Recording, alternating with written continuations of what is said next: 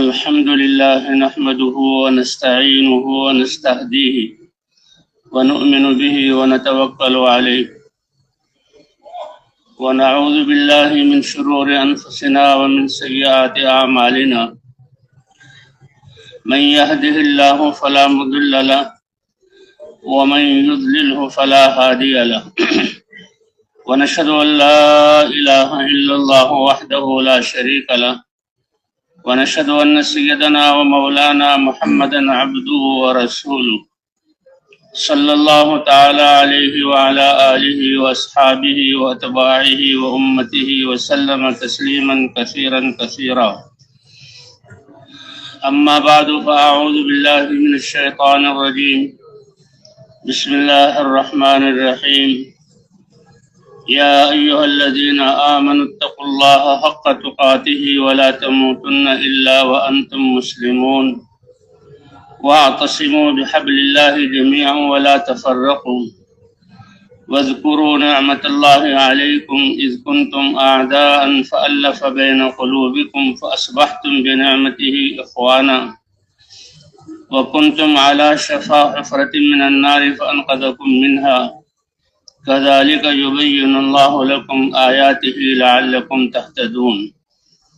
ولتكن منكم أمة يدعون إلى الخير ويأمرون بالمعروف وينهون عن المنكر وأولئك هم المفلحون. صدق الله العظيم. وقال رسول الله صلى الله عليه وسلم: للفقر أخشى عليكم ولكن أخشى عليكم الدنيا أن تبسط عليكم كما بسطت على من كان قبلكم فتنافسوها كما تنافسوها فتهلككم كما أهلكتهم. وقال النبي صلى الله عليه وسلم: إن الله لا ينظر إلى صوركم ولا إلى أموالكم ولكن ينظر إلى قلوبكم وأعمالكم. وقال النبي صلى الله عليه وسلم: من قال لا إله إلا الله مخلصا بقلبه دخل الجنة. قيل: وما إخلاصها يا رسول الله؟ قال: أن تحجزه عن محارم الله، أو كما قال النبي صلی اللہ علیہ وسلم. میرے عزیز دوستو اور بھائی، اللہ کی اس عظیم کائنات میں یہ ساتوں بڑے بڑے آسمان اور یہ وسعتوں والی زمین اور فضاؤں میں تیرنے والے یہ سورج، چاند، ستارے اور کہکشائیں اور یہ دریا اور سمندر اور یہ نباتات کا ایک عالم، اس میں سب ساری کائنات میں سب سے افضل اللہ نے انسان کو بنایا ہے. اور انسان کو اس دنیا میں بھیجنے کے بعد اللہ نے قرآن پاک میں ارشاد فرمایا کہ اللہ وہ ذات ہے کہ اس ساری کائنات کو تمہارے لیے مسخر کر دیا، تمہاری خدمت میں لگا دیا، اس لیے کہ تمہیں بہت بڑے مقصد کے لیے پیدا کیے، کہیں اس میں خلل نہ آئے. سب سے بڑا مقصد جس کے لیے اللہ تعالیٰ حکیم ہے، اور حکیم کا کوئی فعل فضول نہیں ہوتا، بے فائدہ نہیں ہوتا. جو بھی اللہ نے پیدا کیا اس میں کوئی نہ کوئی حکمت ہے، لیکن انسان کو اللہ نے سب سے بڑے مقصد کے لیے، اور وہ قرآن پاک میں فرمایا: وَمَا خَلَقْتُ الْجِنَّ وَالْإِنسَ إِلَّا لِيَعْبُدُونِ. انسان کو تو یہ عظمت دے کر، یہ خوبصورت شکل دے کر، ساری کائنات کو اس کے لیے مسخر کر کے اس کو دنیا میں تھوڑی سی زندگی دی، اور اس تھوڑی سی زندگی میں یہ اللہ کی چاہت کو پورا کرے. عبادت کیا ہے؟ کہ اللہ کی چاہت کو اللہ کی مرضی کے ساتھ پورا کرنا، اور یہ دیے ہوئے اعضاء کو اللہ کے حکم کے مطابق استعمال کرنا. اللہ نے یہ آنکھ دی ہے، اس میں دیکھنے کی صفت دی ہے، یہ دیکھنا اللہ کی پسند کے مطابق، اس کا بولنا اللہ کے پسند کے مطابق. اس لیے کتنی بڑی اعزاز کی بات ہے کہ انسان کا اپنے اعضاء کا استعمال ہی اللہ کی پسند کے مطابق ہو، اور اللہ کی پسند تو جنت سے بھی بڑی چیز ہے. ورضوان من اللہ اکبر، اللہ کی رضا کا تھوڑا سا حصہ حاصل ہو جانا یہ جنت سے بھی بڑی نعمت ہے۔ تو اللہ نے انسان کی دو زندگیاں بنائی ہیں، ایک زندگی دنیا کی ہے جو مختصر ہے اور ختم ہونے والی ہے، اور ایک زندگی آخرت کی ہے جو ہمیشہ ہمیشہ ہمیشہ کی کبھی ختم نہ ہونے والی ہے۔ ہمارا مستقبل آخرت ہے اور مسائل آخرت کے مسائل ہیں۔ دنیا کے مسائل کی تو اللہ نے ذمہ داری لی۔ کیا آسمانوں سے پانی تم برساتے ہو؟ کیا زمینوں سے غلے تم اگاتے ہو؟ کیا سورج کو تم چلا رہے ہو؟ اور کیا ہواؤں کا نظام تمہارے ہاتھ میں ہے؟ یہ تو باہر کا نظام ہے۔ تم اپنے جسم کے اعضاء کو دیکھ لو، کیا دل کی دھڑکنیں تمہارے قابو میں ہیں؟ کیا گردے تمہارے کیا کام کر رہے ہیں وہ تمہاری بس کی بات ہے؟ تمہارے جو ہے اعضاء کا استعمال یہ تمہارے بس کی بات ہے؟ ان سب کو چلانے والی ذات کس کی ہے بھائی؟ اللہ کی ہے۔ تو اللہ نے یہ تھوڑی سی زندگی دی، ایک ہے آخرت کی زندگی، وہ ہمیشہ ہمیشہ کی زندگی، اور ایک ہے دنیا کی تھوڑی سی زندگی، لیکن ہمارا مستقبل آخرت ہے، مسائل آخرت کے ہیں، کیونکہ اللہ نے عبادت کے لیے پیدا کیا تو عبادت کے لیے ساری چیزوں کا ذمہ اللہ نے اپنے ذمہ لے لی، ذمہ داری اللہ پر۔ ما اريد منهم من رزق وما اريد ان يطعمون ان اللہ هو الرزاق ذو القوة المتین۔ انسانوں کو اپنی عبادت کے لیے پیدا کیا، اور عبادت صرف نمازوں کا نام نہیں ہے۔ اللہ ہمارے معبود، خالق اور مالک اور رب ہیں، اور ہم اس کے بندے ہیں۔ ہر آن، ہر گھڑی، ہر حال میں، ہر جگہ پر ہم نے تو اس چیز کو دیکھنا ہے جو اللہ ہم سے چاہتے ہیں، اور اس اللہ کی چاہت اور امر کو ہم نے حضرت محمد صلی اللہ علیہ وسلم کے طریقے پر پورا کرنا ہے۔ اس لیے نعمت اسلام یہ بہت بڑی دولت ہے۔ الحمدللہ الذی ہدانا للاسلام۔ تمام تعریفیں اس اللہ کے لیے ہیں کہ جس نے ہمیں اسلام کی راہ دکھلائی، اسلام جیسا زندگی گزارنے کا طریقہ عطا فرمایا، ایسا طریقہ کہ ہماری زندگی اللہ کے احکام سے بھری ہوئی ہو، کوئی بھی حصہ اس کا غفلت یا نافرمانی میں نہ ہو۔ حضور صلی اللہ علیہ وسلم اپنی دولت قدر سے باہر تشریف لائے، مسجد نبوی میں آئے تو کچھ صحابہ بیٹھے ہوئے تھے اور کوئی عمل کر رہے تھے۔ صحابہ کرام کی ظاہری کیفیت کہ بھوک کی وجہ سے ان کے جسم دبلے تھے، اور دنیا کے کمانے کے لیے فرصت نہ ملنے کی وجہ سے ان کے جسموں پر جو کپڑا تھا وہ بوسیدہ تھا۔ اللہ کے رسول صلی اللہ علیہ وسلم ان کے پاس کھڑے ہوئے اور پوچھا، تم یہاں بیٹھے ہوئے کیا کر رہے ہو؟ صحابہ کرام نے عرض کیا، اے اللہ کے رسول، نعمت اسلام کے ملنے پر اللہ کا شکر ادا کر رہے ہیں۔ یہ بہت بڑی بات ہے۔ اللہ تعالیٰ کا اعلان ہے، وَإِذْ تَأَذَّنَ رَبُّكُمْ لَئِن شَكَرْتُمْ لَأَزِيدَنَّكُمْ، کہ تمہارے رب نے یہ اعلان کیا ہے اگر تم میری نعمتوں کے پانے پر اللہ کا شکر ادا کرو گے تو وہ نعمتوں کو بڑھا دوں گا۔ وہ مادی نعمتیں بھی ہیں، جسمانی نعمتیں بھی ہیں، اور روحانی نعمتیں بھی ہیں۔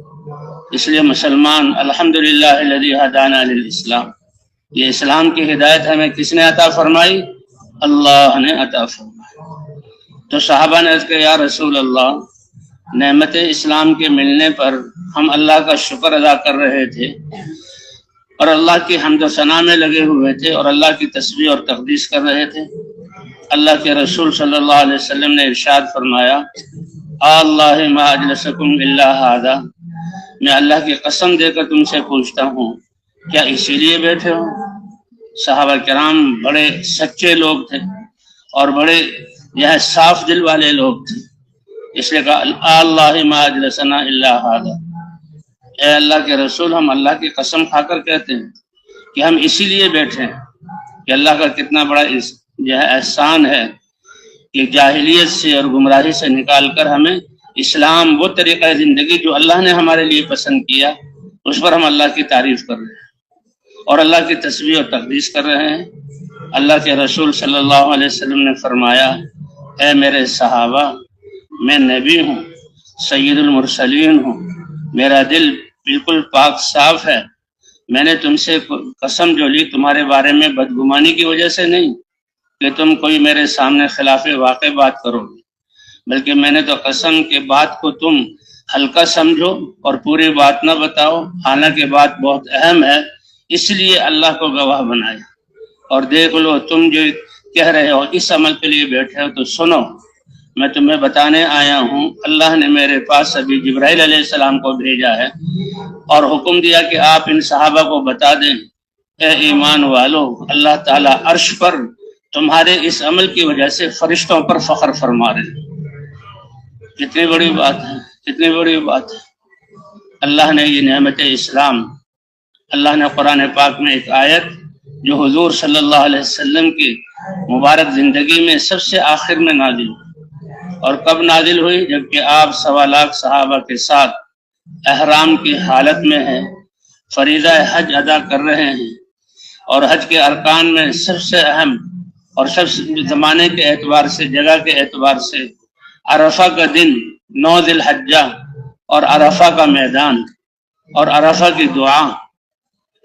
فرمایا دنوں میں سب سے اچھا دن عرفہ کا دن، اور دعا عرفہ کے دن کی دعا ہے کہ اللہ کی رحمت متوجہ ہوتی ہے۔ اس وقت اللہ نے یہ آیت حضور صلی اللہ علیہ وسلم پر اتاری، الیوم اکملت لکم دینکم۔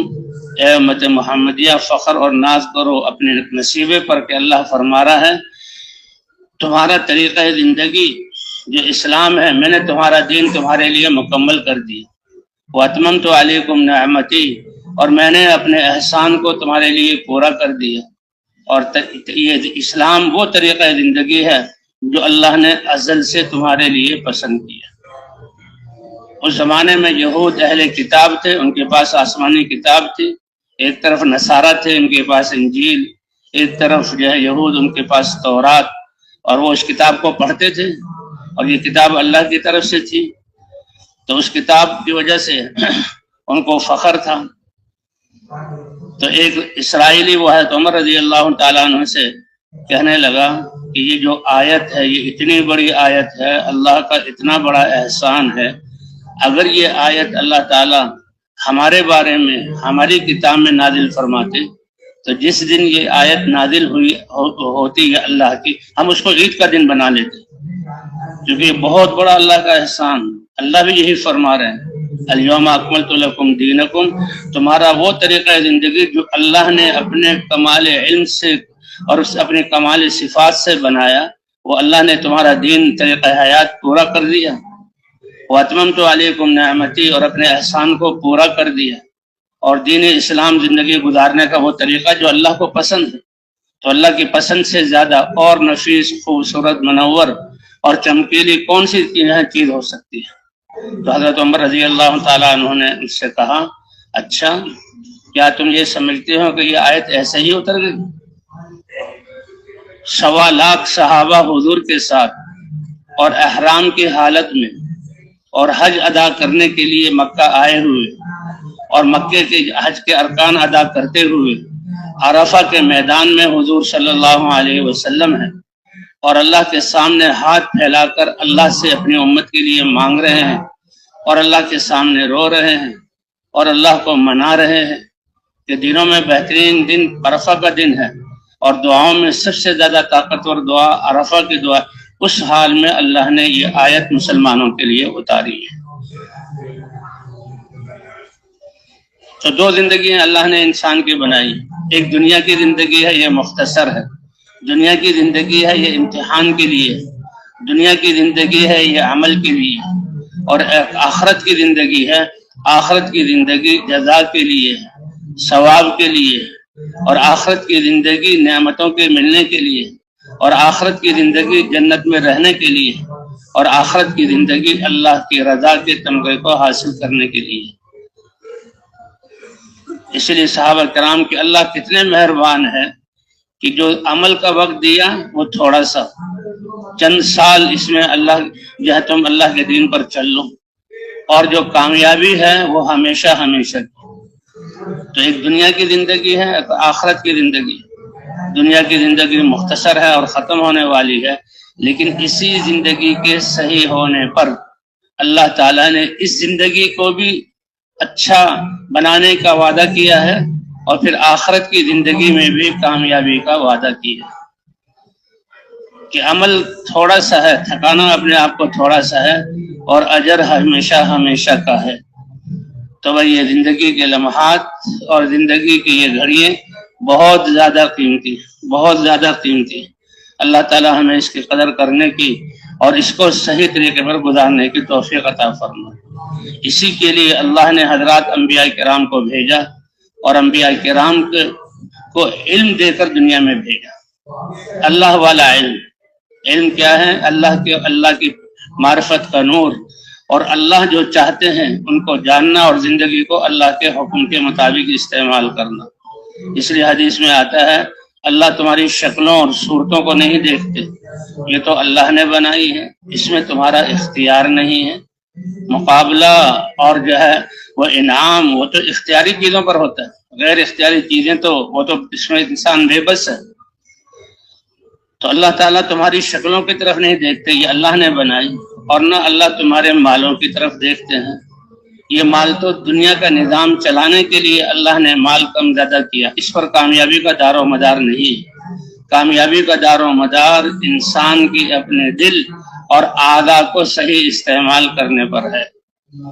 یہ سب سے بڑی بنیاد ایمان، دل کا یقین کہ اللہ تمہارے دلوں کو دیکھتے ہیں اور جسم سے نکلنے والے اعمال کو، کہ دل کا یقین ٹھیک ہو جائے۔ ساری مخلوقات سے یقین ہٹ کر کے یہ مخلوقات تو اللہ نے بنائی ہے اور اللہ کے قبضہ قدرت میں ہے، اور اس سے وہ ہوگا جو اللہ چاہیں گے۔ تو اس سے یقین ہٹ کر اللہ کی ذات پر یقین آ جائے، اور دنیا کے کاموں سے یقین ہٹ کر اللہ نے جو اعمال دیے ہیں کامیابی کے لیے ان اعمال پر آ جائے۔ اس لیے فرمایا اللہ تمہاری شکلوں صورتوں کو نہیں دیکھتے، نہ تمہارے مالوں کو دیکھتے ہیں، بلکہ اللہ تعالیٰ تمہارے دل کے یقین کو، تمہارے دلوں کی طرف یعنی یقین کی طرف دیکھتے ہیں اور اعمال کی طرف دیکھتے ہیں۔ اس کے لیے اللہ تعالیٰ نے نبیوں کو بھیجا۔ تو یہ دنیا کی زندگی بہت مختصر ہے، لیکن اس پر دار و مدار ہے دنیا کی زندگی کے ٹھیک ہونے کا بھی اور آخرت کی زندگی کے ٹھیک ہونے کا بھی۔ اور اللہ کے رسول صلی اللہ علیہ وسلم نے فرمایا کہ اللہ کا میرے اور میری امت کے ساتھ کیا احسان اور بہترین معاملہ ہے کہ عمریں میری امت کی کم ہیں، لیکن اللہ نے اجر میری امت کے لیے زیادہ رکھا ہے۔ بڑی عجیب مثال دی حضور صلی اللہ علیہ وسلم نے۔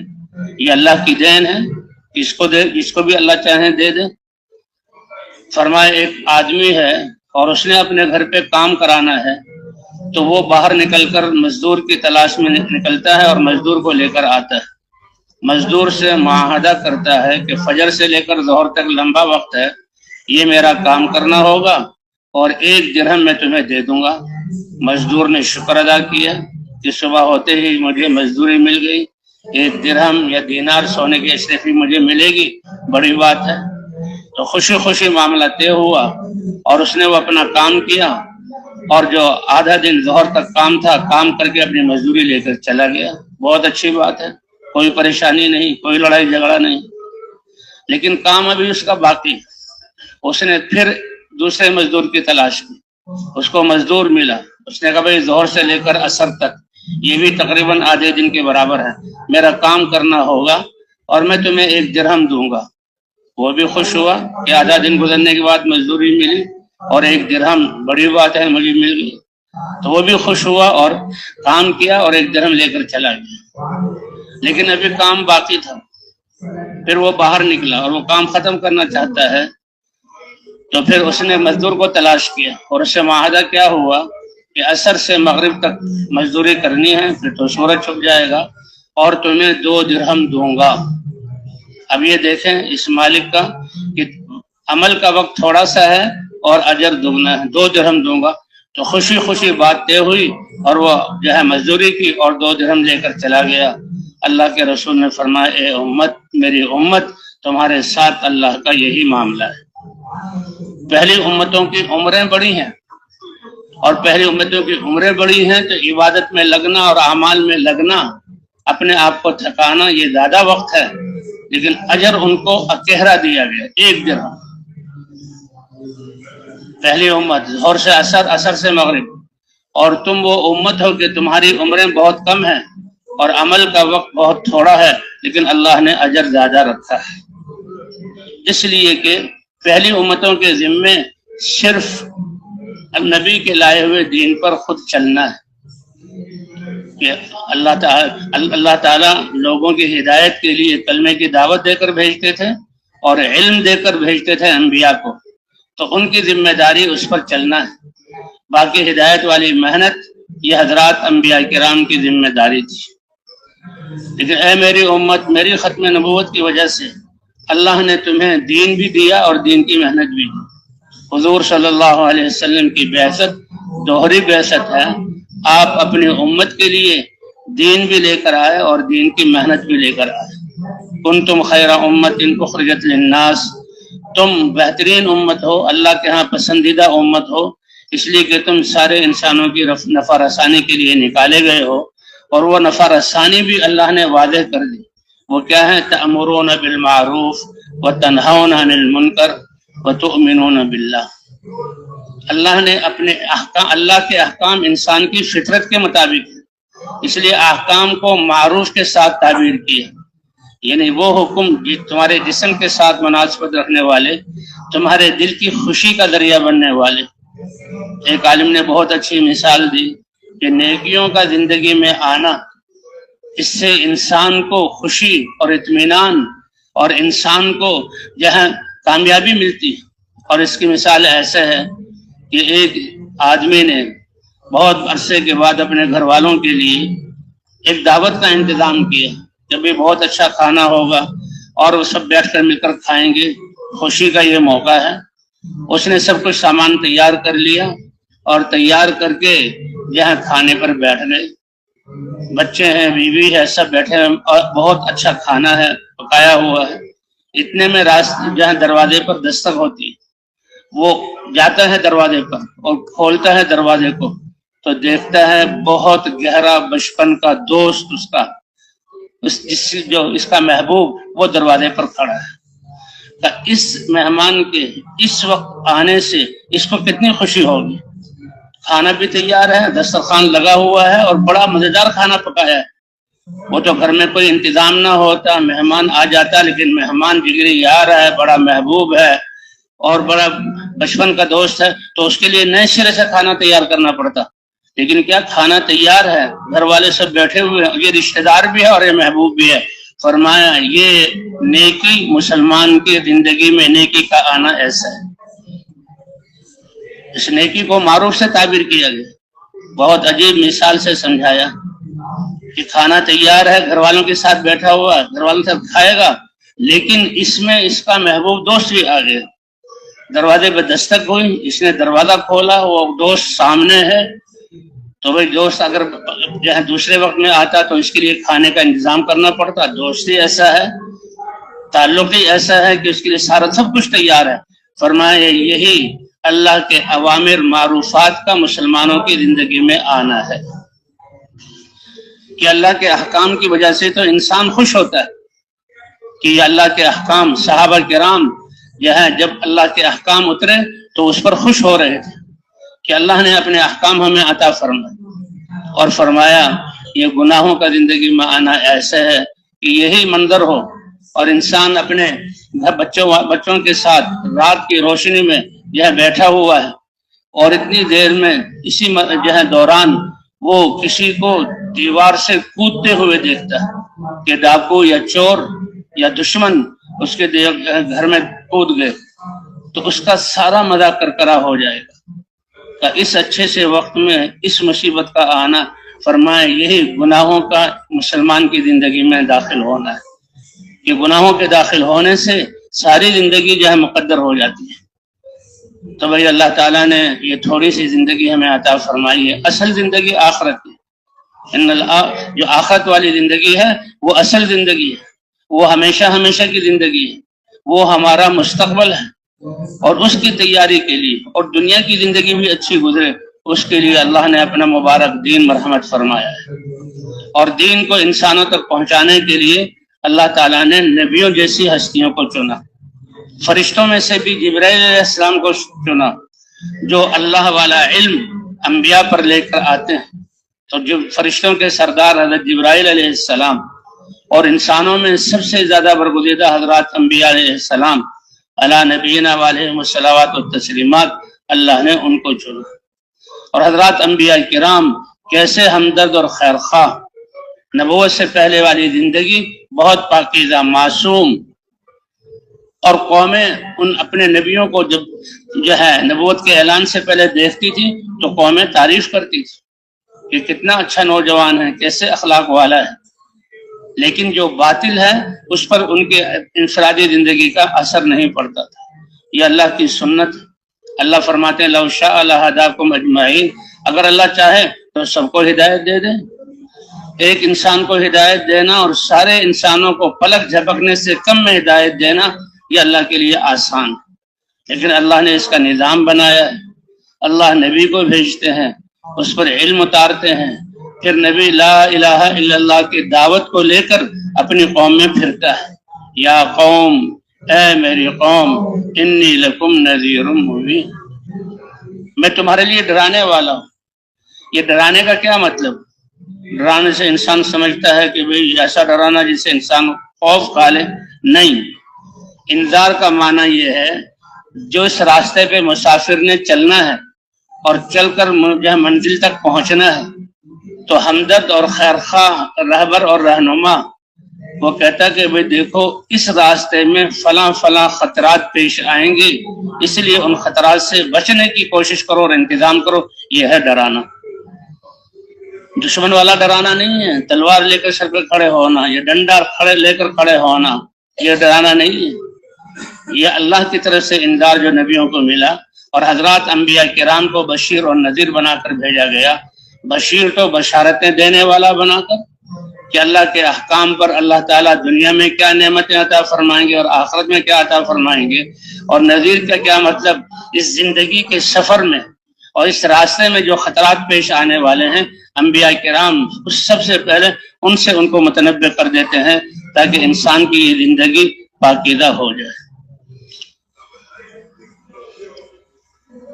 تو بھائی اللہ تعالیٰ نے ہمیں یہ دنیا کی مختصر سی زندگی عطا فرمائی ہے، اور اس میں ہمارے لیے اللہ نے دین کو اتارا ہے، اور یہ احکام کا مجموعہ ہے۔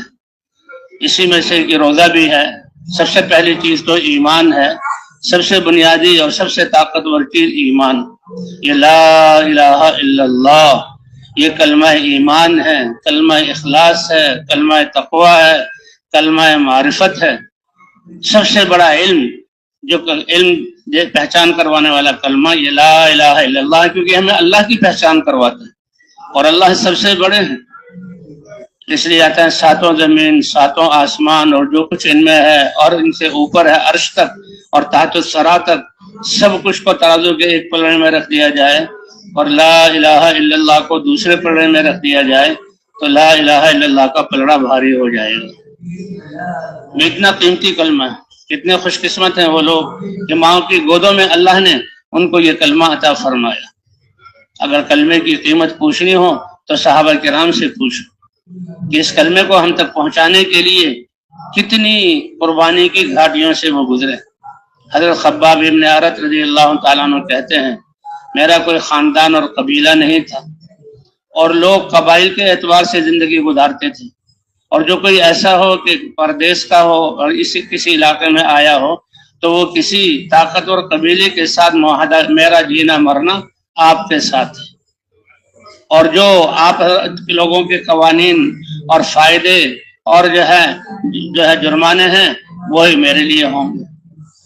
تو خباب ابن ارت رضی اللہ تعالیٰ فرماتے ہیں میرا کوئی خاندان نہیں تھا، لیکن حضور صلی اللہ علیہ وسلم کو جب ہم ان کی زیارت ہوئی اور ایمان کی دعوت دیتے ہوئے سنا تو سلیم التوات فوراً سمجھ گئے، اور کلمہ لا الہ الا اللہ محمد الرسول اللہ، اس کلمے کا اقرار فرمانے میں ایمان لانے والوں میں سے چھٹا آدمی تھا۔ اور جو ایمان لاتا تھا یعنی اللہ کی معرفت حاصل ہو جانے کے بعد اس پر اپنی پرانی زندگی کی گمراہی کے ہاتھوں سے بنائے ہوئے مٹی کے بت اور مورتیں، ان کو ہم نے الہ بنایا۔ اللہ اکبر! الہ تو کون ہے؟ وہ اللہ ہے جو ساری کائنات کا خالق ہے، تنہا ہے۔ اللہ کی معرفت ہے، تو ان پر اپنی پچھلی زندگی کی گمراہی کھلتی تھی اور ایمان کی روشنی ان کے دل میں آتی تھی، تو وہ ان سامنے والے لوگوں کو گمراہی پر برداشت نہیں کر سکتے تھے۔ اس لیے کہتے ہیں تبلیغ والا کام یہ تو غم والا کام ہے، یہ تو درد والا کام ہے۔ جیسے حضرات انبیاء کرام اپنی قوموں کے لیے فکر فرمایا کرتے تھے، اور حضور صلی اللہ علیہ وسلم، صحابہ کہتے ہیں کہ کان دائم الفکرۃ متواصل الاحزان، حضور صلی اللہ علیہ وسلم ہمیشہ فکر مند رہتے تھے اور مسلسل غمگین رہتے تھے۔ غمگین کس کے لیے؟ اپنی امت کے لیے، کہ کیسے یہ اللہ کی ناراضگی سے بچ کر اللہ کی رضا والی زندگی پر آ جائیں۔ کہتے ہیں اللہ کی ناراضگی تو جہنم بھی اللہ کی ناراضگی سے پناہ چاہتی ہے۔ تو بہرحال فرماتا ہے کہ میں چھٹا آدمی تھا، اسلام لایا تو میرا کوئی قبیلہ نہیں تھا، تو میرے ساتھ کیا معاملہ، اور جو اسلام لاتا تھا وہ اسلام کی دعوت دیتا تھا، لوگوں کو گمراہی پر برداشت نہیں کر سکتا تھا، اور یہ مکے کے کافر اپنے بتوں کی نفی کا سن کر بڑے غصے ہوتے تھے۔ حضرت بلال کو تکلیف دی جا رہی ہے، حضرت خباب کو بتاتے ہیں مجھے کیا تکلیف دیتے ہیں کہ لکڑیاں جمع کر کے ان سے کوئلے میں آگ لگا کر انگارے بناتے تھے، اور انگاروں پر مجھے ڈالا جاتا تھا اور اوپر چٹان رکھ دی جاتی تھی تاکہ میں ہل بھی نہ سکوں، اپنی کمر کو انگاروں سے بچا بھی نہ سکوں، اور وہ آگ اگر بجھتی تھی تو میری کمر سے بہنے والے خون اور جو ہے وہ پیپ سے وہ آگ بجھتی تھی۔ اس حال میں حضور صلی اللہ علیہ وسلم کے پاس آیا، اور آپ صلی اللہ علیہ وسلم بیت اللہ کے سائے میں بیٹھے ہوئے، اور میں نے کہا اے اللہ کے رسول الا تدعو لنا، آپ ہاتھ اٹھا کے ہمارے لیے دعا نہیں کرتے کہ ہمارے لیے ہم کن حالات سے گزر رہے ہیں، ہمیں کتنی تکلیفیں دی جا رہی ہیں۔ الا تستنصروا لنا، یہ اللہ کے دشمن، یہ کافر بتوں کو پوجنے والے کھلے مہر ہمیں تکلیفیں دے رہے ہیں، تو آپ اللہ سے ہمارے لیے مدد کی دعا کر دیجیے کہ اللہ ہماری مدد فرما دیں اور ہمیں ان تکلیفوں سے بچا لیں۔ لیکن اللہ کے رسول کو پتہ تھا کہ انسانیت کی ہدایت کے لیے قربانیوں کی گھاٹیوں سے گزرنا ضروری ہے، اس لیے سب سے زیادہ قربانی حضور صلی اللہ علیہ وسلم نے دی۔ اوذیت فی اللہ ما لم یؤذ احد واخفت فی اللہ ما لم یخف احد۔ اے میری امت، یاد رکھو کہ تمہارے نبیوں کے سردار کی جس کی وجہ سے اللہ نے تمہیں کیا اعزاز بخشا ہے، کہ دین کی خاطر مجھے بھی اتنی تکلیفیں دی گئی جتنی کسی اور کو تکلیفیں نہیں دی گئی، اور مجھے اتنا ڈرایا گیا جتنا کسی اور کو نہیں ڈرایا گیا۔ تو یہ خباب بن ارت آ کر حضور صلی اللہ علیہ وسلم کو بتا رہے ہیں اے اللہ کے رسول ہمارے لیے دعا کیجیے، ہمارے لیے اللہ سے مدد مانگیے، یہ کھلے مہر تکلیفیں دینے والے یہ رک جائیں۔ تو اللہ کے رسول نے اسی وقت ہاتھ اٹھا کے دعا نہیں کی، بلکہ اس سے زیادہ قربانی دینے والے پہلے انبیاء اور ایمان والوں کے قصے سنائے تاکہ صحابہ میرے قربانی میں آگے بڑھیں۔ فرمایا اے خباب، یہ ایمان کتنی بڑی دولت ہے، یہ ایمان کتنی بڑی دولت ہے۔ اس ایمان کی وجہ سے تو پہلے لوگوں پر یہ حالات آئے کہ ایک ایمان والے کو لایا جاتا، گڑھا کھود کر آدھا اس میں اس کو دبا دیا جاتا تاکہ دائیں بائیں نہ ہو سکیں، اور وہ لا الہ الا اللہ کی صدائیں لگا رہا ہے، اور اللہ کے پر ایمان کی عبادت کے لائق اکیلے اللہ ہیں، ہمارے الہ تو اللہ ہیں، سب کچھ کرنے والے اللہ ہیں، لیکن اس میں ان کے بتوں کی نفی ہے۔ تو قوم اتنے غصے میں آتی کہ گڑھا کھود کر آدھا اس میں ان کو دبا دیا، اور آرا لا کر ان کے سر پر رکھا، مانگ میں آرے کو چلانا شروع کیا، بال کٹے اور یہ کھال کٹی اور دماغ کی کھوپڑی کٹی اور چہرے کے 2 حصے ہوئے اور سینے کے 2 حصے ہوئے، اور جب وہ آرا نیچے آیا تو ایک طرف ایک طرف دائیں طرف گر گئی اور ایک طرف بائیں طرف، اس طرح جان دے دی، لیکن اس تکلیف نے بھی ان کو ایمان سے پیچھے نہیں کیا۔ اسی طرح ایمان والوں کو کہ ان کو رسیاں باندھ کر زمین پر ڈالا جاتا اور لوہے کی کنگھیوں، اس کے دندانے جو ہے ان کے جسم میں داخل کیے جاتے، کھال اور جو ہے پٹھے اور گوشت سے پار ہو کر ہڈیوں تک وہ پہنچتے، تو کھال اور پٹھوں کو اور گوشت کو ادھیڑ لیا جاتا، لیکن وہ عہد کرتے تھے، ایمان کو نہیں چھوڑتے تھے۔ فرمایا تم جلد بازی کر رہے ہو. تو حضور صلی اللہ علیہ وسلم نے صحابہ کو مزید قربانی پر جو ہے آمادہ کیا. تو حضور صلی اللہ علیہ وسلم کی آمد پر نبوت کا دروازہ اللہ نے بند فرما دیا. اب کوئی نبی نہیں آئے گا. حضور صلی اللہ علیہ وسلم کی ختم نبوت کی وجہ سے اللہ نے اس پوری امت کو، ساری کی ساری امت کو اور اس کے ایک ایک فرد کو اللہ تعالیٰ نے اس کام کے لیے چنا جس کام کے لیے اللہ نبیوں کو بھیجتے تھے. حضرات انبیاء کرام کی ذمہ داری اپنے علاقے کی ہوتی تھی، لیکن حضور صلی اللہ علیہ وسلم تو سارے انسانوں کے لیے رسول اور نبی. وما ارسلناک الا کافۃ للناس بشیرا ونذیرا، ہم نے تو سارے انسانوں کے لیے بشارت دینے والا بنا کر اور جو ہے اللہ کے عذاب اور ناراضگی سے ڈرانے والا بنا کر بھیجا ہے. تو اسی طرح اس امت کو بھی کہا گیا کنتم خیر امۃ اخرجت للناس، تم بہترین امت ہو اس لیے کہ سارے انسانوں کی نفع رسانی کے لیے تمہیں نکالا گیا ہے. اور نفع رسانی کی صورت وہ بھی اللہ نے بیان کر دی، تأمرون بالمعروف وتنہون عن المنکر وتؤمنون باللہ. تو ایک تو اللہ نے یہ کلمہ دیا، کلمے کی دعوت دی، ختم نبوت بھی ایسے ہی ملا، اور پھر ایک اللہ نے ہمیں نماز عطا فرمائی. اللہ اکبر، کہ نماز کے ذریعے انسان میں عبادت کی صفت آئے. ایمان کے بعد سب سے بڑا حکم اللہ کا نماز، کہ حضور صلی اللہ علیہ وسلم کو معراج میں لے آیا گیا، اللہ کے دربار میں حاضری ہوئی. اللہ نے اس امت کو 50 نمازیں دی. اے نبی اپنی امت کے لیے 50 نمازیں لے جا. 24 گھنٹے ہیں، نماز 50 ہے، ہر 25 منٹ کے بعد نماز پڑھنا. وہ تو موسیٰ علیہ السلام سے ملاقات ہوئی کہ اللہ نے آپ کی امت کو کیا دیا کہ 50 نمازیں.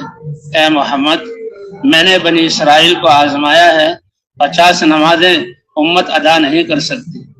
اللہ کے دربار میں گئے، 9 دفعہ جانا ہوا اور 5 نمازیں اللہ کی طرف سے کم ہوتی رہی، یہاں تک کہ 5 نمازیں رہ گئی. اس پر بھی موسیٰ علیہ السلام نے کہا اس کو بھی کم کروا لیں. اللہ کے رسول نے کہا کہ میری امت 5 نمازیں تو ادا کرے گی، اس سے اور کیا کم کروا، مجھے شرم آ رہی ہے.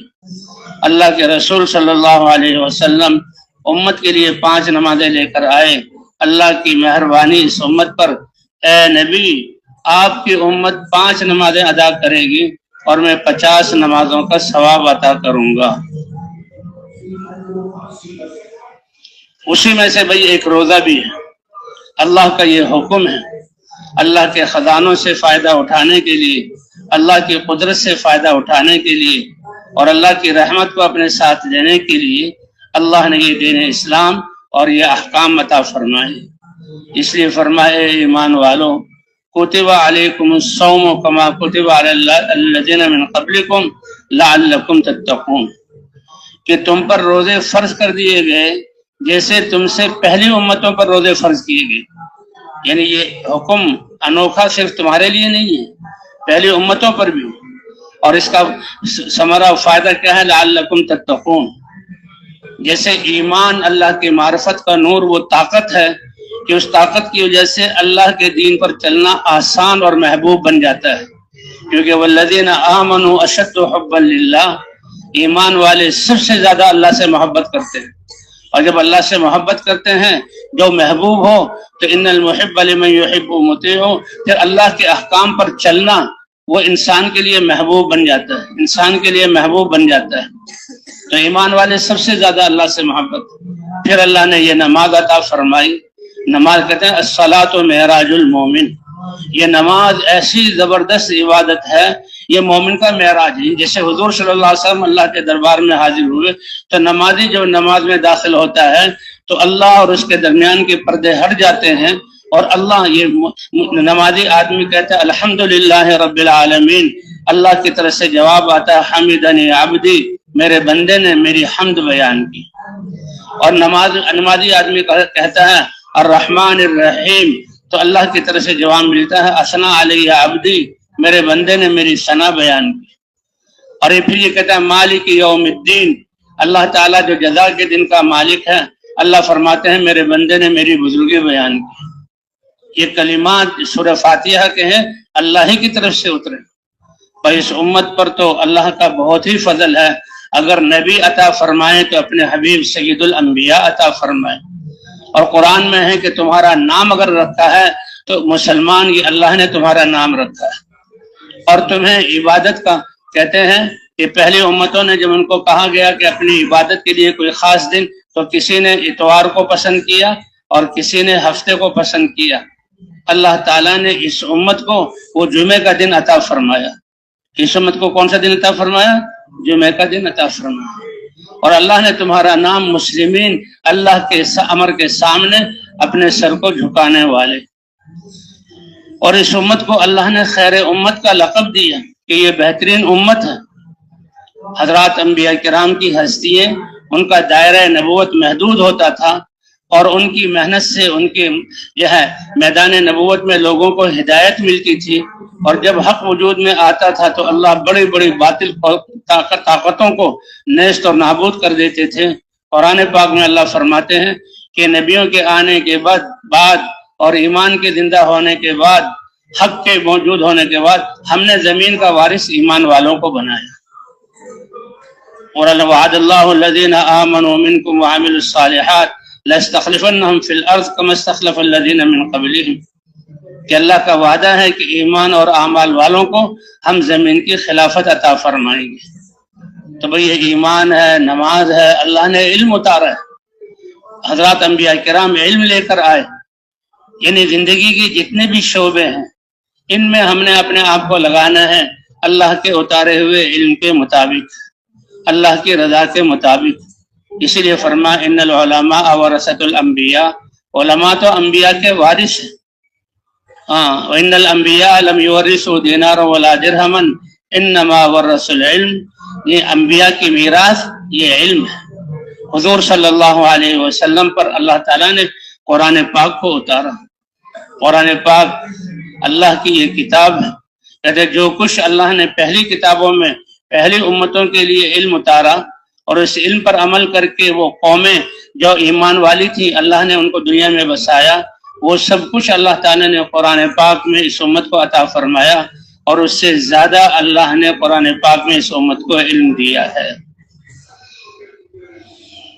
اسی طرح بھائی اللہ تعالیٰ نے حضرت محمد صلی اللہ علیہ وسلم کے اخلاق ہمیں عطا فرمائے۔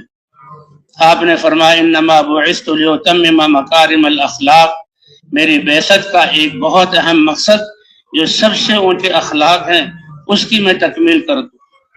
حضور صلی اللہ علیہ وسلم کے اخلاق وہ ہیں کہ اللہ تعالیٰ قرآن میں قسم کھا کر فرما رہے ہیں انک لعلی خلق عظیم، آپ سب سے بڑے اخلاق والے ہیں۔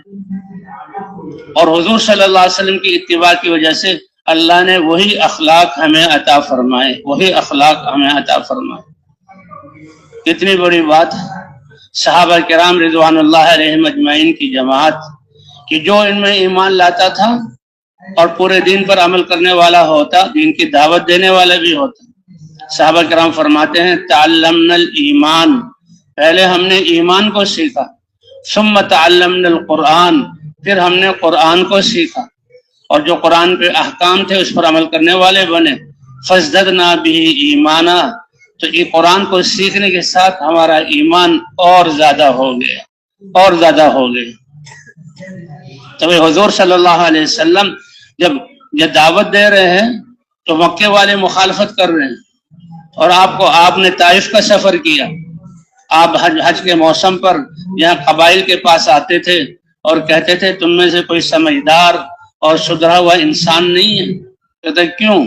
کہ میں اللہ کا رسول ہوں اور وہ مجھے اپنے قبیلے میں لے جائے تاکہ اللہ کا پیغام جو انسانیت کے لیے مجھے دیا ہے وہ میں پہنچا سکوں، کیونکہ میری قوم مجھے پیغام پہنچانے میں رکاوٹیں ڈالتی ہے اور تکلیف دیتی ہے۔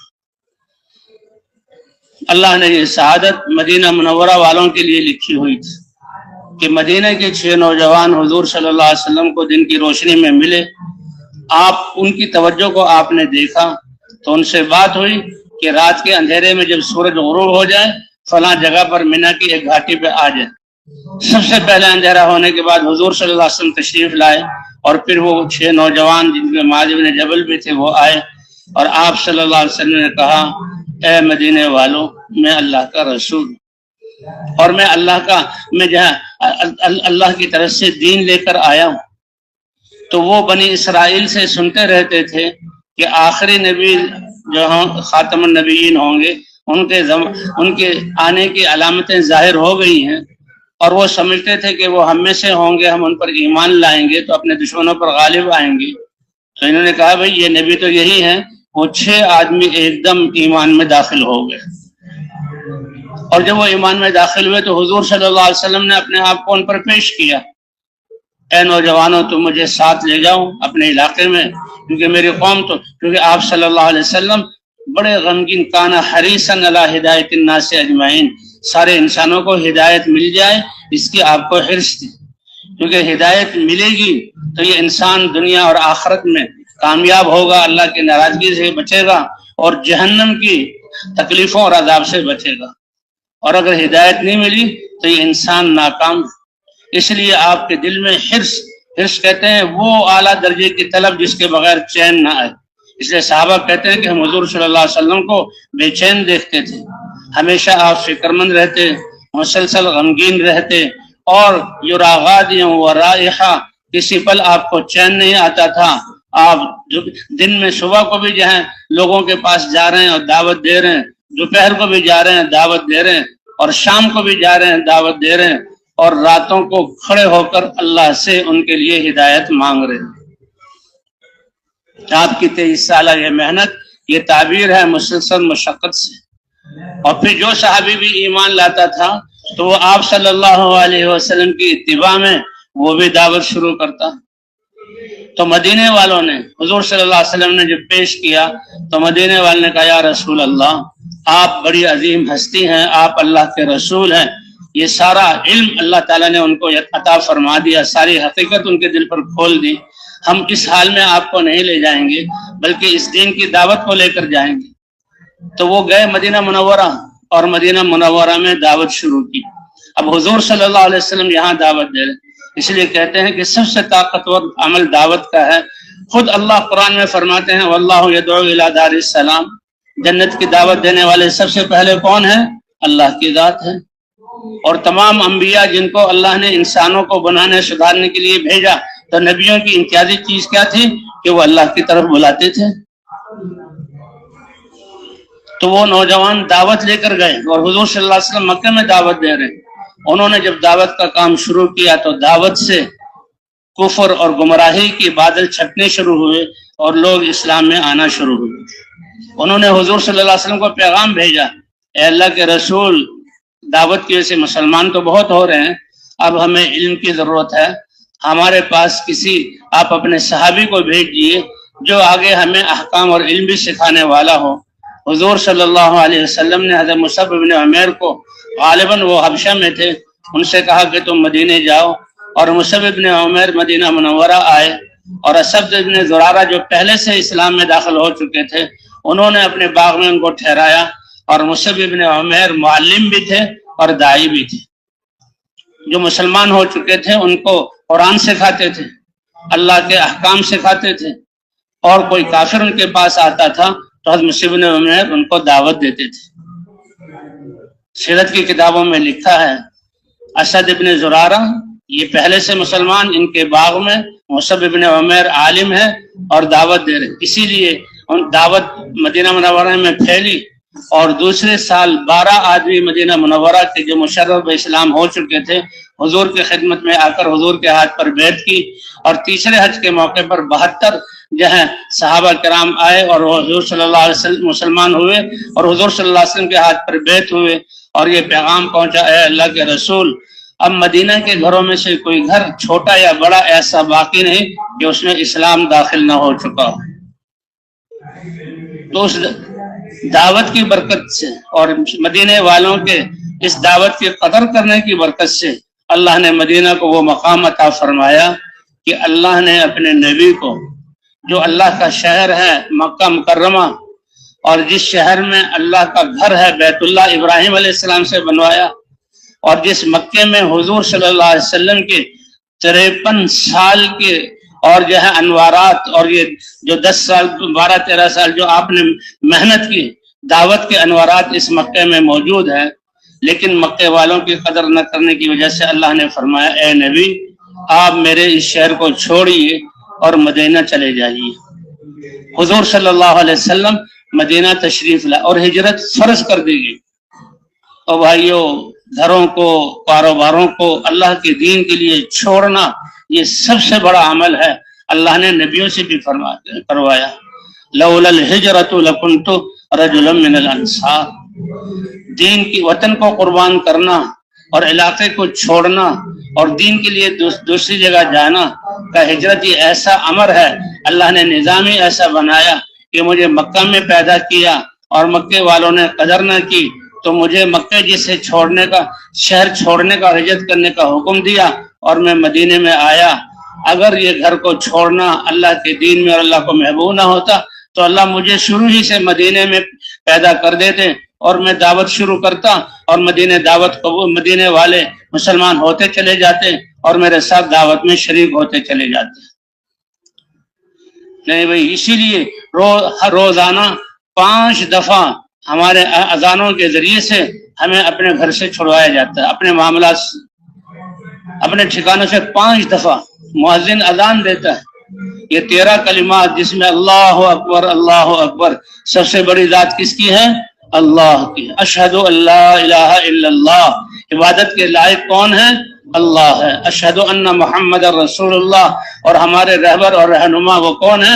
حضرت محمد صلی اللہ علیہ وسلم۔ تو دین کے لیے قربانی کرنا یہ مقصود ہے اور مطلوب ہے۔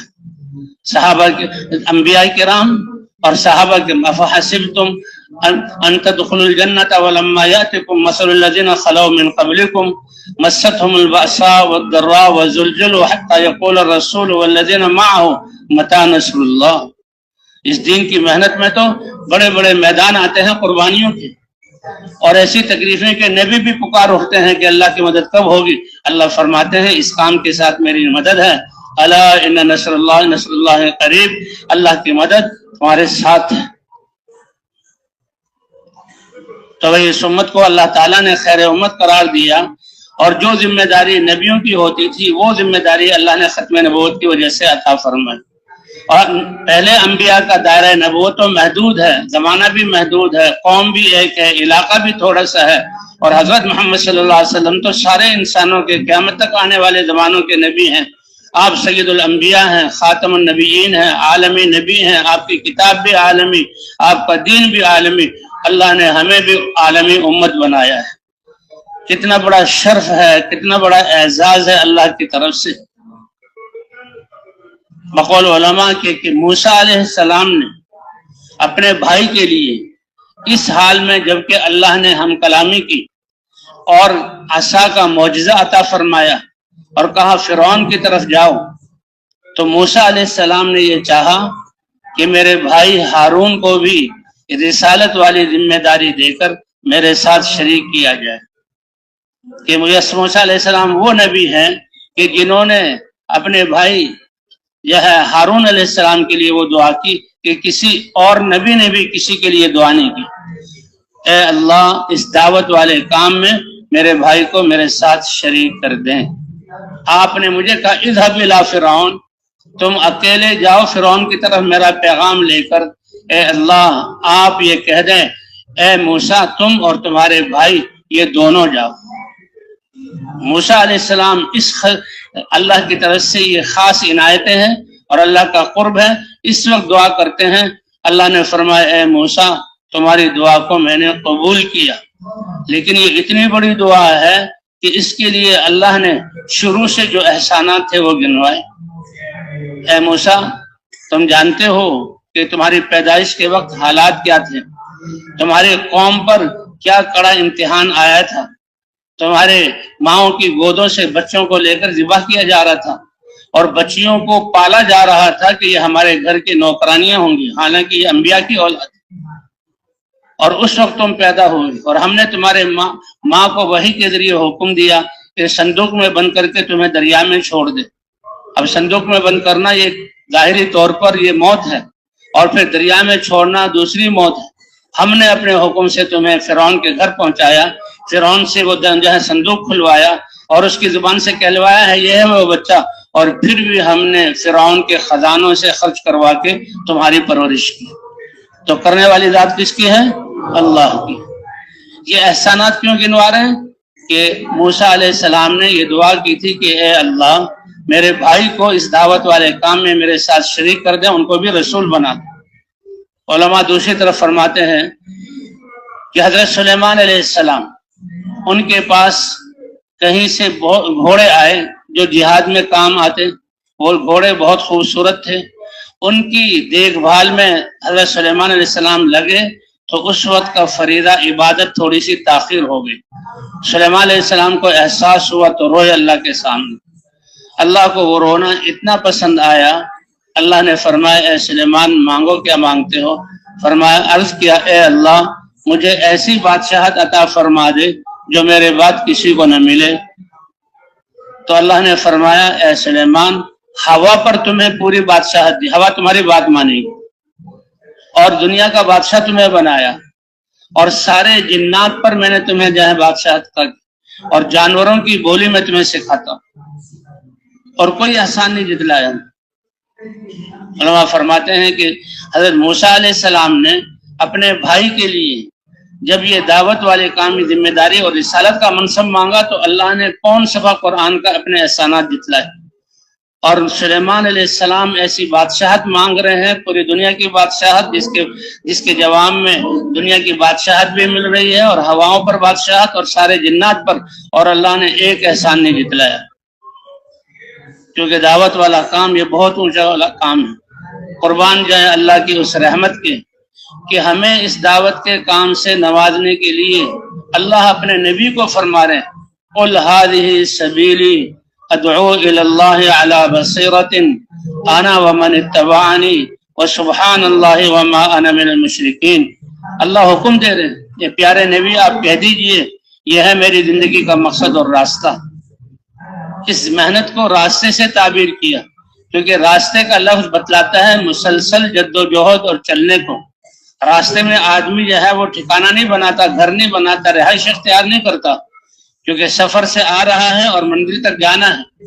یہ بیچ کا فاصلہ اس کو راستہ کہتے ہیں۔ ہاں تھوڑا سا آرام کرنے کے لیے، سانس برابر کرنے کے لیے کسی سائیدار درخت میں بیٹھ جاتا ہے، کھانا پینا کھانے کے لیے پھر چلتا ہے۔ فرمایا میرا راستہ کیا ہے؟ ادعو الی اللہ علی بصیرۃ، بصیرت اور سمجھ بوجھ کے ساتھ میں اللہ کی طرف بلاتا ہوں۔ ومن اتبعنی، اور کس اعزاز کے ساتھ اللہ نے اس امت کے ہر فرد کو، مرد اور عورت کو، کہ جو بھی لا الہ الا اللہ محمد رسول اللہ کا اقرار کر لے یہ اس کا بھی فریضہ اور اس کی بھی زندگی کا مقصد ہے۔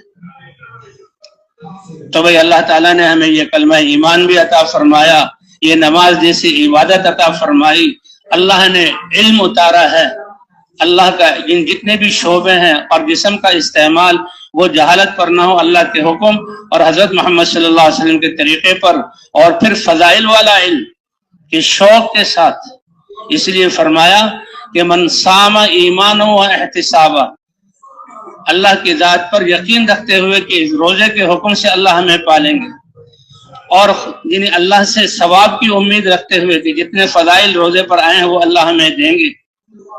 اس لیے فرمایا لا اجر لمن لا حسبۃ لہ، جو آدمی اللہ کا حکم ادا کرتے ہوئے اس کے دل میں شوق اور جو اللہ نے ثواب اور اجر رکھا ہو وہ اس کے سامنے نہ ہو تو اللہ فرماتے ہیں میں اس کو کیا اجر دوں۔ اس لیے بھائی اللہ نے یہ فضائل کا علم بھی عطا فرمایا، فضائل کا علم بھی عطا فرمایا۔ تو حضور صلی اللہ علیہ وسلم کی ختم نبوت کی وجہ سے اللہ نے اس امت کو یہ کام عطا فرمایا۔ تم بہترین امت ہو، سارے انسانوں کی نفع رسانی کے لیے نکالے گئے ہو، اور وہ نفع رسانی کا کام کیا ہے وہ اللہ نے خود واضح کر دیا، تأمرون بالمعروف وتنہون عن المنکر وتؤمنون باللہ، کہ تم نیکیوں کا حکم کرتے رہو گے اور انسانوں کو برائیوں سے روکتے رہو گے، اور اللہ کی ذات پر ایمان والے۔ ایمان کیونکہ پہلی امتوں میں دوسری اور اس امت میں مشترک ہے، ایمان تو بنیاد ہے، اور اسی سے انسان کے عمل کی قیمت بنتی، عمل ہے ایمان کے ساتھ۔ من عمل صالحا من ذکر او انثى وهو مؤمن، کہ ایمان کی حالت میں مرد یا عورت ہو، ایمان کی حالت میں عمل کرے گا تو وہ نیکی بنے گا، وہ اعمال بنے گا۔ اور جس کا یہ کافر ہے اللہ کی ذات پر ایمان نہیں ہے، اللہ کی وحدانیت پر یقین نہیں ہے، یہ کچھ بھلائیاں کرتے ہیں، اللہ فرماتے ہیں ان کی بھلائیوں کا بدلہ میں دنیا ہی میں دیتا ہوں۔ نہ آخرت کو وہ نہ مانتے ہیں، نہ آخرت میں ان کا کچھ ہے، وہ تو دنیا ہی میں ان کی اسی لیے ایک قصہ آتا ہے کہ فرشتوں کی دو جماعتوں کو اللہ نے دنیا میں کسی کام کو سر انجام دینے کے لیے بھیجا۔ ان فرشتوں کی ملاقات فضاؤں میں ہوئی، ایک دوسرے سے پوچھا اور ایک بڑی عجیب بات سامنے آئی۔ ایک نے کہا کہ اللہ نے ہمیں اپنے ایک نیک بندے کے پاس بھیجا تھا جس کا زندگی کا آخری وقت تھا، آخری سانس تھے، اور اس کو پیاس لگی تھی اور اس کے گھر میں پانی تھا۔ اس نے اپنے کسی خادم یا متعلق کو کہا پانی لا دو۔ اللہ نے مجھے حکم دیا کہ مٹکے تک وہ آدمی پہنچے اور مٹکے سے گلاس میں پانی لے، اس کے مٹکے کو توڑ دو تاکہ پانی سارا بہہ جائے۔ اور اس زمانے میں پانی کا حاصل کرنا اتنا آسان نہیں تھا۔ تو فرشتے نے کہا ہم نے وہ مٹکا توڑ دیا، اور ایمان والا جو اللہ کا محبوب ہے اس کے حلق تک پانی نہ پہنچ سکا، اس طرح اس کی موت آ گئی۔ اچھا، دوسری جماعت کہاں سے آئی کہ ایک کافر تھا اور اللہ کا نافرمان تھا، اس کی زندگی کا بھی آخری وقت تھا، آخری لمحات تھے۔ آخری لمحات میں اس کی چاہت یہ ہوئی کہ مجھے بھنی ہوئی مچھلی چاہیے، اور اس نے اپنے خادموں کو، اپنے نوکروں کو حکم دیا کہ میرے تالاب سے مچھلی شکار کرو، اور اس کے تالاب میں مچھلی نہیں ہے۔ انہوں نے جال ڈال دیے۔ اللہ نے حکم دیا فرشتوں کو، جماعت کو، سمندر سے مچھلی لو اور اس کے تالاب میں ڈال دو، اور وہ مچھلی شکار ہو جائے، اور وہ مچھلی اس کے ہاتھ میں آئے اور اس کو جہاں کاٹا جائے اور بھونا جائے، اور یہ مچھلی کی جو اس کو چاہت ہے چٹپٹا کھانا، وہ اس کو حاصل ہو جائے، پھر اس کی روح کو قبض کر لو۔ اب یہ عجیب بات، اے اللہ، ایمان والے کے ساتھ تیرا یہ معاملہ، اور ایک کافر کے ساتھ جو تیری ذات پر ایمان نہیں رکھتا اس کے ساتھ یہ معاملہ۔ فرمایا کافر تو آخرت کو مانتا ہی نہیں، لیکن اس نے میرے بندوں کے ساتھ کچھ اپنے دنیا کی، جو میں نے دنیا کی نعمتیں دی ہوئی ہیں، اچھا معاملہ کیا، تو اس کا بدلہ اس صورت میں نے اس کو دنیا ہی میں دے دیا۔ اب اس کے کسی عمل کا بدلہ میرے ذمہ نہیں ہے، اور وہ آخرت کا منکر ہے۔ اور یہ ایمان والا، اس کی زندگی اعمال سے بھری ہوئی ہے، اس نے تو میرے احکام کو پورا کرنے کے لیے کتنی قربانی مجاہدے کیے، اور اگر اس سے کبھی غلطی بھی ہوئی تو اس نے استغفار کر کے معاف کرا لیا، اور یہ اس کا آخری وقت ہے۔ لیکن ایک گناہ کا دھبا اس پر لگا ہوا تھا، میں نے گوارا نہیں کیا کہ میرا اتنا نیک بندہ ایک گناہ کا دھبا بھی اس پر ہو، اس کو صاف کرنے کے لیے میں نے اس پر یہ مشقت بھیجی۔ ہاں، اس لیے فرمایا ایمان والوں گھبراؤ نہیں۔ جب ایک آدمی مسلمان بیمار ہوتا ہے اور بخار آتا ہے، سر میں درد ہوتا ہے، آہیں بھرتا ہے، تو اس کی یہ تیمارداری کا حکم ہے، اور تیمارداری کرنے والے کیا کہتے ہیں؟ لا بأس طہور انشاء اللہ۔ اللہ نے بیماری بھیجی ہے، کیوں گھبرا رہے ہو؟ یہ بیماری تو تمہارے گناہوں کو پاک کرنے کے لیے ہے۔ لا بأس طہور، یہ بیماری تمہیں گناہوں سے پاک کرنے کے لیے۔ اس لیے یعنی تیمارداری میں ایسے کلمات کہنا۔ تو بھائی یہ دنیا کی زندگی جو ہے بہت مختصر ہے لیکن بہت اہم ہے، اس اعتبار سے کہ اس میں ہم نے آخرت کی تیاری کرنی۔ وما خلقت الجن والانس الا ليعبدون ما اريد منهم من رزق وما اريد ان يطعمون ان الله هو الرزاق ذو القوة المتين۔ سارے بندوبست کرنے والی ذات کس کی ہے؟ اللہ کی ہے۔ تو ہمیں تو حضور صلی اللہ علیہ وسلم کی امت میں جو ہے پیدا فرما کر اللہ نے یعنی حضور صلی اللہ علیہ وسلم والی محنت کا بھی جو ہے مکلف بنایا ہے۔ قل هذه وانه لذکر لک ولقومک وسوف تسألون، یہ قرآن نصیحت ہے، اس میں ذمہ داری کا ذکر ہے، اور جیسے پہلے نبیوں سے پوچھا جائے گا تو اس طرح قیامت میں تم سے بھی پوچھا جائے گا۔ اے امت محمدیہ، تمہیں ہم نے خاتم النبیین کی امت بنا کر پورے عالم کی ذمہ داری دی تھی، کیا اس ذمہ داری کو تم نے ادا کیا؟ تو بھئی اللہ کا شکر ادا کرنا چاہیے کہ اللہ تعالیٰ نے ہمیں اپنے راستے میں اس محنت کو سیکھنے کے لیے نکلنے کی توفیق عطا فرمائی، اور پھر رمضان شریف کے مہینے میں یہ توفیق عطا فرمائی۔ رمضان شریف کا مہینہ یہ تو برکتوں اور رحمتوں اور مغفرتوں والا مہینہ ہے۔ اس مہینے کو خاص دخل ہے یہ ہے اس دعوت والی محنت کے ساتھ۔ کہ شہر رمضان الذی انزل فیہ القرآن، یہ رمضان کا مہینہ وہ ہے کہ جس میں قرآن شریف کو لوح محفوظ سے آسمان دنیا کی طرف اتارا گیا، اور اس رمضان شریف میں ایک رات اللہ نے وہ عطا فرمائی جو 1000 مہینوں سے بہتر ہے، کہ حضور صلی اللہ علیہ وسلم کے سامنے اور صحابہ کے سامنے واقعات آئے کہ پہلی امتوں کی اتنی عمریں تھی کہ وہ 80 سال میدان جہاد میں گزار دیتے تھے اور عبادت میں گزار دیتے تھے۔ اس امت کی عمریں ہی 60-70 کے درمیان ہے، بہت کم آگے بڑھیں گے۔ تو یہ ایک جو ہے دل میں خیال کہ وہ ایسی امتیں 80 سال جو ہے وہ جہاد میں رہے اور عبادت میں لگے رہے اور اس سے نکلے نہیں، اور ہماری تو کل عمر جو ہے 80 سال، اس میں سونا بھی ہے، اس میں جاگنا بھی ہے، اس میں کھانا بھی ہے، اس میں پینا بھی ہے، اس میں سارے۔ تو اللہ نے اس کا جواب، اے نبی آپ کی امت کو ہم ایک ایسی رات دے دیتے ہیں کہ جو اس رات کو اللہ کی عبادت کرے گا تو وہ 1000 مہینوں سے بہتر ہے۔ اور 1000 مہینے 83 سال بنتے ہیں۔ 1000 مہینوں میں کتنے سال بنتے ہیں؟ یہ اللہ کا انعام، یہ اللہ کا انعام۔ اور پھر دعوت والی محنت کی کیا بڑائی اور عظمت ہے جو اللہ نے ہمیں عطا فرمائی۔ فرمایا ایک مسلمان رمضان شریف کا مہینہ اور 27ویں رات اور اس کو موقع ملے بیت اللہ میں جو ہے حاضری کا، اور وہ رات لیلۃ القدر کی ہو، بیت اللہ کے سامنے حجر اسود کے سامنے ساری رات وہ اللہ سے کی عبادت کرے اور اللہ سے مانگے، کتنی بڑی بات ہے، کتنی بڑی بات ہے۔ جگہ کے اعتبار سے، زمانے کے اعتبار سے، عبادت کے اعتبار سے، کہ مکہ مکرمہ کی ایک نیکی 1,00,000 نیکیوں کے برابر ہے، اور پھر رمضان میں کہ نفل فرضوں کے برابر اور فرض 70 گنا 70 فرضوں کے برابر ثواب۔ فرمایا یہ ساری فضیلتیں حاصل ہیں، لیکن ایک وہ نوجوان جو میدان جہاد میں سرحدوں کی حفاظت کرتے ہوئے اور اللہ کے کلمے کو بلند کرتے ہوئے میدان میں کھڑا ہے اور سرحد کی حفاظت کر رہا ہے، فرمایا اس کا ایک گھڑی کا وہاں کھڑا ہونا اس عبادت سے کہیں زیادہ افضل ہے۔ کیوں؟ اس لیے کہ اس کا کھڑا ہونا وہ تو پورے انسانوں کو اللہ کی طرف لانا۔ تو بھئی اللہ تعالیٰ نے ہمیں یہ روزہ اس لیے دے گا تم میں تقوی حاصل ہو، اور ہماری محنت پورے مسلمانوں کے اس لیے ہے کہ سارے دنیا کے مسلمان تقوی والی اللہ کی پسندیدہ زندگی والے ہو جائیں اور تقوی والے بن کر پھر ساری انسانیت کو اللہ کی طرف بلائیں۔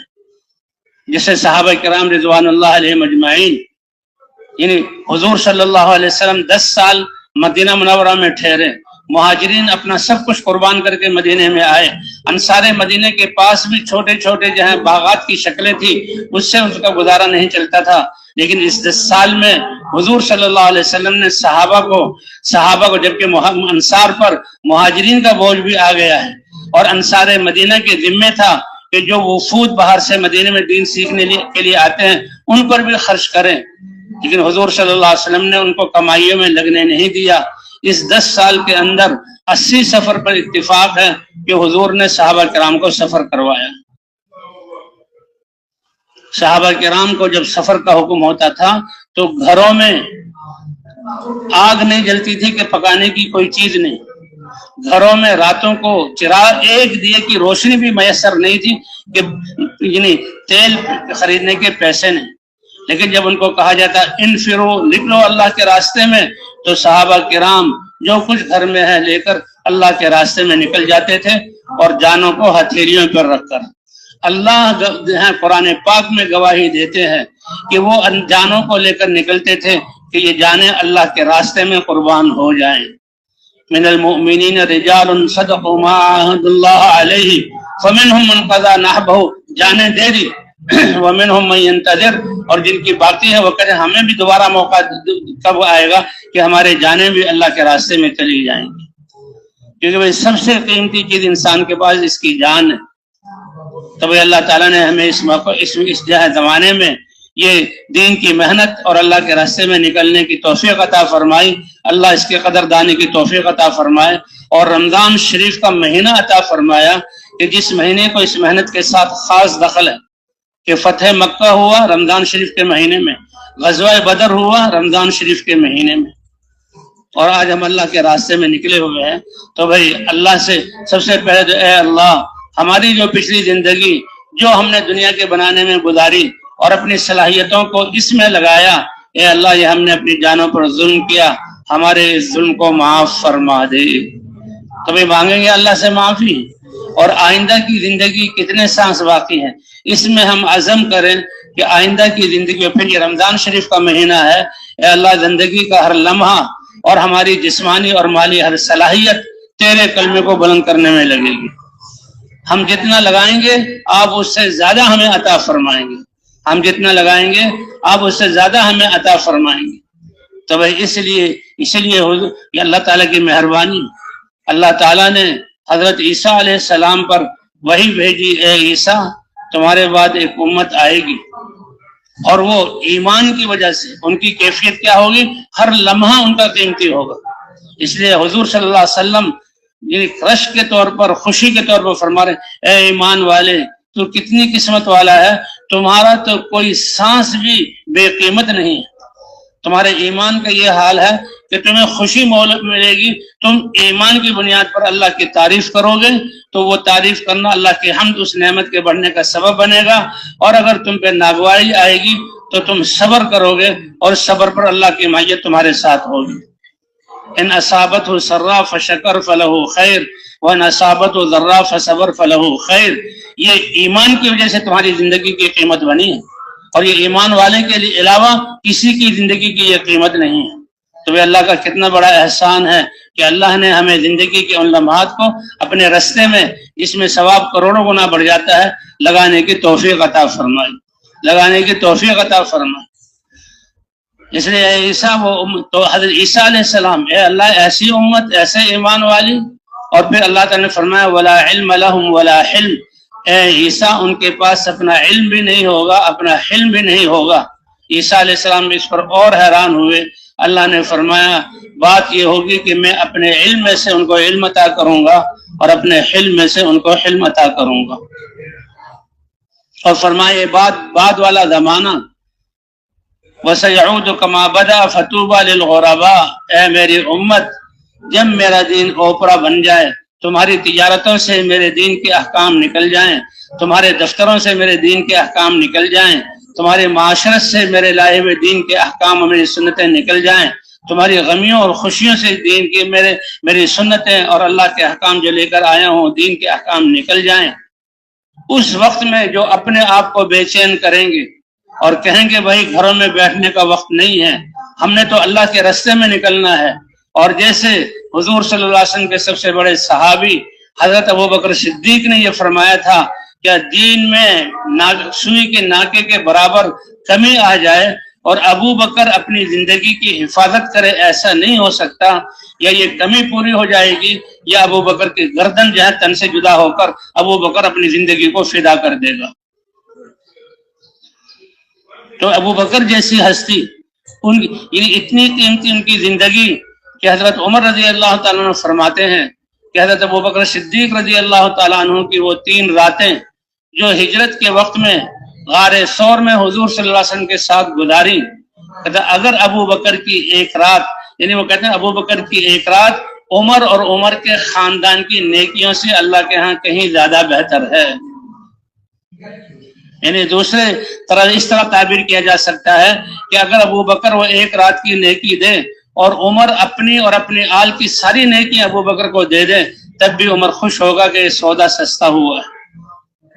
اور حضور صلی اللہ علیہ وسلم کے انتقال کے بعد جیسے آپ کے دنیا میں آنے کی خوشی اور بہت بڑا یعنی یہ کائنات کے لیے ایک جو ہے خوشی کا ذریعہ تھا، تو آپ کا دنیا سے پردہ فرمانے جانا کائنات کے لیے سب سے بڑا سانحہ تھا۔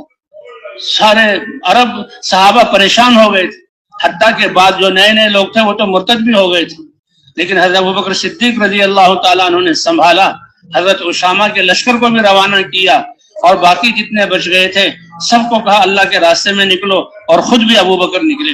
حضرت عمر جیسے روک رہے تھے، اے ابو بکر یا تو اسامہ کے لشکر کو روک لو، اگر روکتے نہیں تو ان کے امیر کو بدل دو، اور اگر وہ جا رہے ہیں تو باقی کو یہاں مدینے میں رکھو۔ روم بھی جو ہے وہ یہ کیا کہتے ہیں اللہ کا نبی چلا گیا، اللہ کی مدد ہٹ گئی، ان کو نہیں پتا کہ اللہ کی مدد اللہ کے دین کے ساتھ ہے، نبی اپنی امت کو دین دے کر گئے ہیں، تو اس نے تو فوجیں لے آیا تھا روم کے عرب کے بارڈر پر کہ عربوں کو ہم کچل دیں گے، اور ادھر جو ہے کتنے لوگ مرتد ہو گئے تھے، لیکن حضرت اے عمر اے ابو بکر، اب باقی جو صحابہ ہیں ان کو جہاں اللہ کے راستے میں نکالنے کی گنجائش نہیں، ہماری دو طاقتیں نہیں ہیں کہ ہم روم سے بھی جہاں بھڑ جائیں، اور قبائل کے مقابلے میں حضرت ابو بکر نے فرمایا جان جا سکتی ہے لیکن اللہ کے راستے میں نکلنے کو مؤخر نہیں کر سکتا، اور نکالا ہم۔ اس لیے فرماتے تھے کہ اس دن جو حضرت ابو بکر نے اب پوری جو ہے صحابہ کو اللہ کے راستے میں نکالا، وہ ایک دن آل عمر کی ساری نیکیوں سے زیادہ قیمتی ہے۔ تو بھئی آج اللہ نے وہ ہمیں دین مرحمت فرمایا ہے اور اس کی محنت عطا فرمائی ہے، اور اسی پر حضور صلی اللہ علیہ وسلم نے فرمایا بدأ الدین غریبا وسیعود کما بدأ فطوبى للغرباء، مبارکبادی خوشخبری ہو کہ اس زمانے میں جو اپنے آپ کو پردیسی بنا کر اور پریشان ہو کر پھریں گے، اے اللہ کے رسول ان کا کیا کام ہوگا کہ دین کی محنت چھوڑنے کی وجہ سے دین میں جو کمی آئی ہے اس کمی کو پورا کرنے کے لیے اپنی زندگیوں کے سودے لگا دیں گے۔ تو کیا خیال ہے بھائی، تیار ہیں انشاءاللہ اس محنت کو اپنی زندگی کا مقصد بنا کر کرنے کے لیے، اور اس کے لیے سب کچھ قربانی کرنے کے لیے؟ اب رمضان شریف کے مہینے میں اللہ نے ہمیں اپنے راستے میں نکلنے کی توفیق دی۔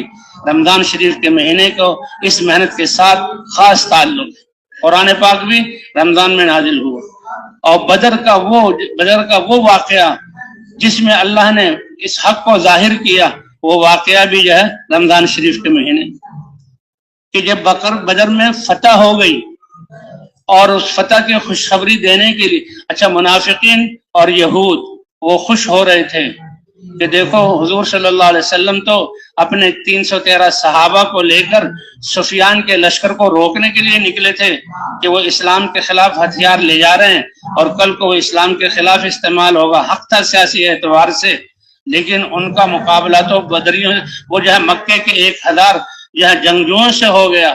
تو ان کا منافقین اور یہود یقین تھا کہ مسلمان ختم ہو چکے۔ سب سے پہلے جو خوشخبری لے کر آئے اور نے کہا کہ اے مدینے والوں سن لو، اللہ تعالیٰ نے حضور صلی اللہ علیہ وسلم اور صحابہ کو فتح عطا فرما دی۔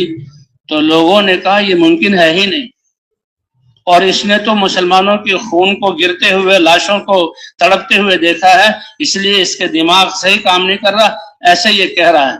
لیکن بعد میں جو حضور کا لشکر آیا اور اللہ نے فتح، اور 70 سرداروں کو قتل ہوئے اور 70 سرداروں کو قید کر کے لائے، تو پھر جو ہے منافقین اور یہودیوں کو یقین آیا کہ اللہ نے فتح عطا فرمائی ہے۔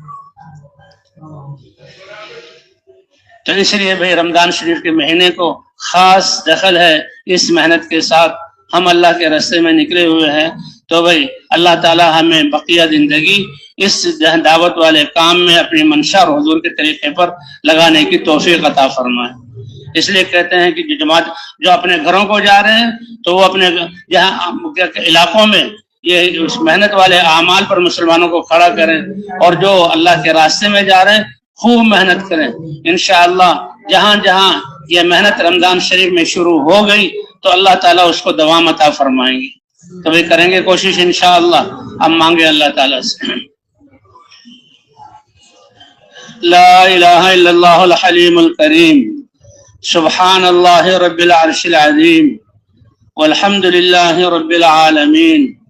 اللہم انا نسألک موجبات رحمتک وعزائم مغفرتک والغنیمة من كل بر والسلامة من كل اسم، لا تدع لنا ذنبا الا غفرته ولا هما الا فرجته ولا دينا الا قضيته ولا قربا الا نفسته ولا حاجة من حوائج الدنيا والآخرة وهي لك رضا الا قضيتها يا ارحم الراحمين۔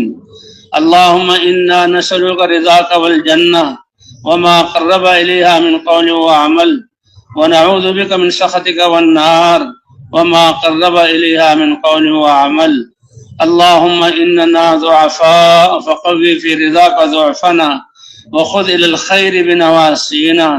اللهم إن قلوبنا ونواسينا وجوارحنا بيدك، लम तुमल्लिकना मिन्हा शैआ व इज़ा फ़अल्त ज़ालिका बिना फ़कुन अंत वलिय्यना वहदिना इला सवाइस सबील वहदिना इला सवाइस सबील वहदिना इला सवाइस सबील। अल्लाहुम्मा इन्ना नसअलुकल हुदा वत्तुक़ा वल अफ़ाफ़ वल ग़िना व मिनल अमलि मा तर्ज़ा। अल्लाहुम्मा इन्ना नसअलुका ईमानन कामिला व लिसानन सादिक़न शाकिरन व ज़ाकिरा व अमलन मुतक़ब्बला व शिफ़ाअन मिन कुल्लि दा' या अरहमर राहिमीन। या मुसर्रिफ़ल क़ुलूब सर्रिफ़ क़ुलूबना इला दीनिक व या मुक़ल्लिबल क़ुलूब सब्बित क़ुलूबना अला ताअतिक। या हय्यु या क़य्यूम बिरहमतिका नस्तगीस अस्लिह लना शअनना कुल्लहु व ला तकिलना इला अनफुसिना तरफ़त ऐन इन तकिलना इला अनफुसिना तकिलना इला ज़ाफ़िन व औरा व ज़ंबिन व ख़तीआ व ला नसिक़ु इल्ला बिरहमतिका या अरहमर राहिमीन। रब्बना आतिना फ़िद दुनिया हसना व फ़िल आखिरति हसनतन व क़िना अज़ाबन नार। अल्लाहुम्मा इन्नका अफ़ुव्वुन करीमुन तुहिब्बुल अफ़्व फ़अफ़ु अन्ना या करीम। अल्लाहुम्मा इन्नका अफ़ुव्वुन करीमुन तुहिब्बुल अफ़्व फ़अफ़ु अन्ना या करीम।